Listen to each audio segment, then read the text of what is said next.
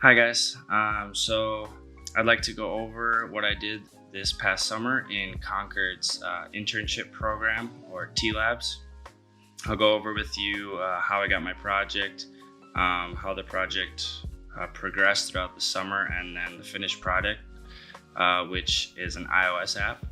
I'll go through with you what the app does, and I'll just take you through the whole thing. So to start out, when I came into Concord, I didn't know exactly what to expect. I assumed that I'd be working on a project of some sort, but I was surprised to hear that I would kind of be able to pick what my project would be, which was kind of nice. So I kind of wanted to do something with iOS development, as well as something in the medical field possibly, because I want to do biomedical engineering in graduate school. And so my advisor at Concord, Peter, he gave me the idea of from this paper that had actually already been published, where they trained a machine learning model to predict someone's blood alcohol concentration, or BAC, based on their gait or how they're walking.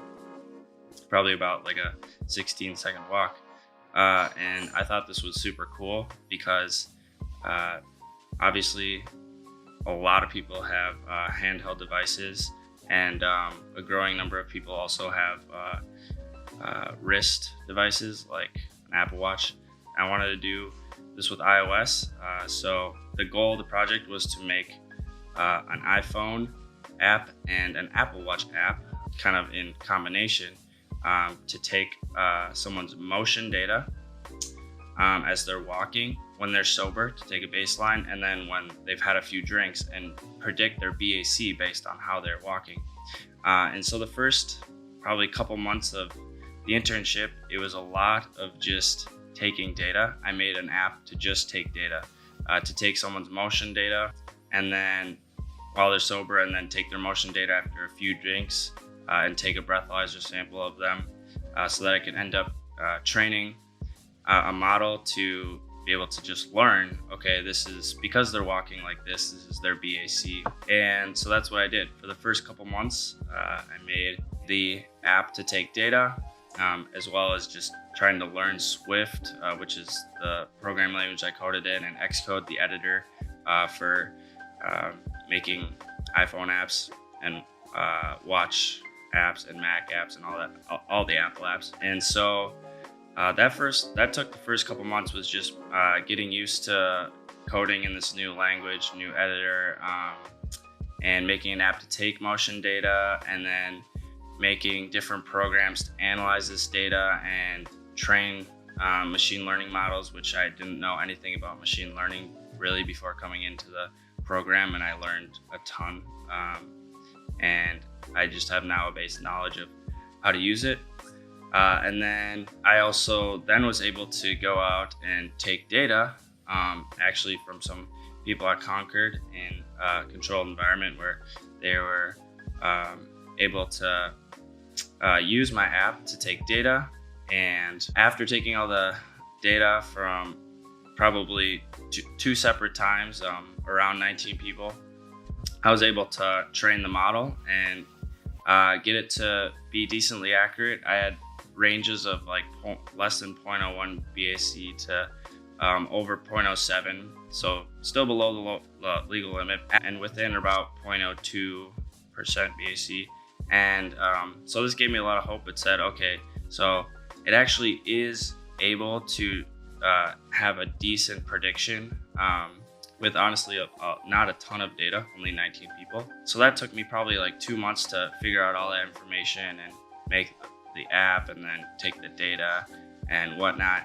And then I decided to start building the final app, because I figured, all right, in order to get more data from people, I'm gonna need to be able to make a finished product here. And so that's what I did. I started making the final app. And the way it's set up is it actually has two calculators. It has a walk calculator, so it'll take a sober baseline. And then after you take that sober baseline walk, you'll be able to take a walk after some drinks, and then be able to have a prediction of your BAC based on that. And then there's also another calculator, just kind of the classic calculator, where it takes your weight and your gender and how many drinks you had when you started drinking. And so you can use both these calculators. And if you use both, it'll end up being more accurate. That's kind of the goal. And then I also have a feature in there, which I'll show you later, which is to actually send the data back to me so that I can continue training the model. And so that's what I did the past 2 to 3 weeks, I would say, of the project, was making the final product. And overall, I learned just a ton during the program, how to make an iOS app, how to use machine learning, dealing with data, and ultimately the human body, which is kind of what I wanted to do, how the human body moves while it's walking, when it's sober versus intoxicated, and doing all this analysis. So now I'll just walk through with you what the app does. All right, so when you first open the app, you'll notice that there'll be a panel giving your previous BAC, which if you first get the app will be nothing. Right now there's no initial instructions, but these will be added later. Initially, your previous BAC would just be nothing. It'll tell you when you'll be sober. So in this case, my previous BAC was 0.081, which is above the legal driving limit. You couldn't drive if you had a BAC like that. It tells you when you're sober. So it says 3 hours and 45 minutes. And then it tells you when your last test was, which is 1 hour and 42 minutes ago. So these are kind of like important things for someone to know if they've been drinking. Okay, they want to know when they'll be sober. They want to know what their BAC was and how long ago they took it, so that maybe they'll have to take a new one if they had more drinks. And so that's kind of what's on the front page, and it could change, but for now that's what it is. And then you can see these top 2 icons up here. One's a person walking with an add button, one's a drink with an add button. So these are to add either your sober baseline walk, also your weight and gender. So basically adding yourself as a user. And then the other one is the drink, is where you can add your own drinks.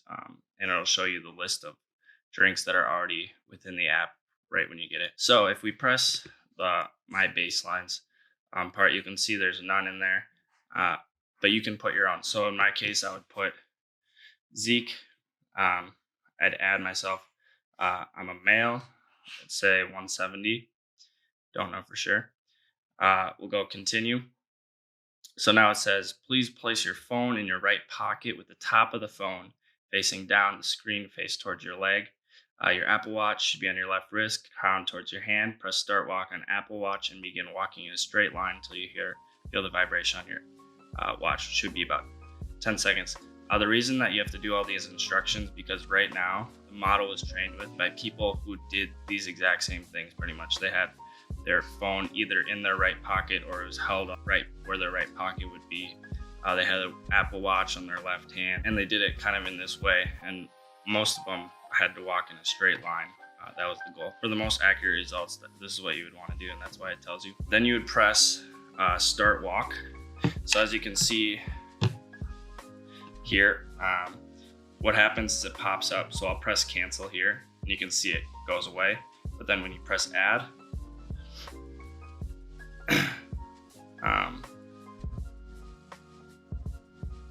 and then when you put in your weight and gender, right, and then press add, okay, now it's available. So what you would do is you would press go, you'd press start walk, and you'd start walking. And as you can see on the phone, you have a progress bar, which you'd probably never see because it would be in your pocket. You'd be walking right now. When it's done, you can't hear that obviously, but it just buzzed on my hand. And then as you can see, it added my name. So now I have a baseline. Now it knows me, it knows how I'm walking when I'm sober. And it can compare after I've had drinks. Okay, now how is he walking compared to when he was sober? And then it can figure out what my BAC is from there. So then here's just showing you some of the drinks. So these are in alphabetical order. So you can just go find, hey, maybe the drink I had is already in here. If you don't want to, you could add your own. It says red apple ale in there. I don't know why I put that, but say you had that. You'd put that in. You press add.